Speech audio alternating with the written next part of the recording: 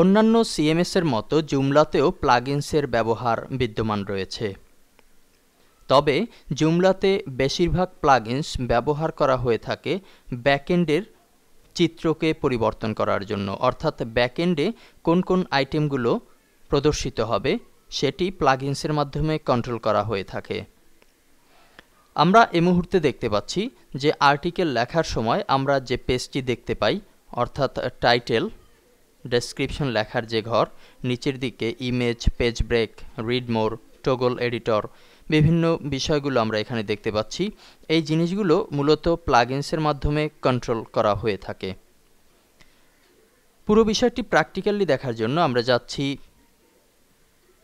জুমলার ব্যাকএন্ডের শুরুতে control panel.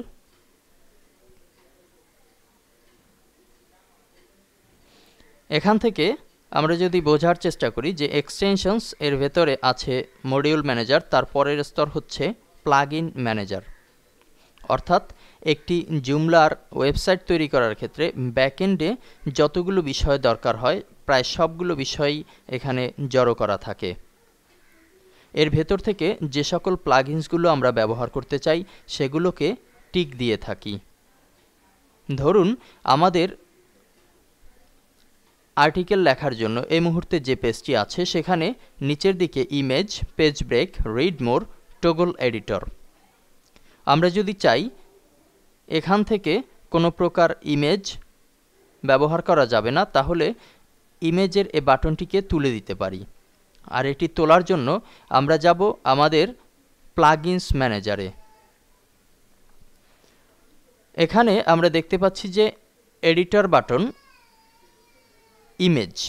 ইমেজে tick দেয়া আছে, আর সে কারণেই এখানে ইমেজ দেখা যাচ্ছে।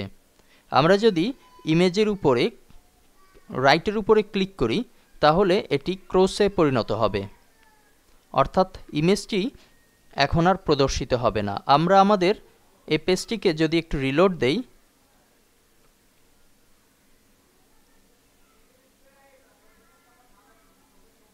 তাহলে দেখতে পাচ্ছি নিচে যে ইমেজ নামে বাটনটি ছিল সেটি চলে গেছে।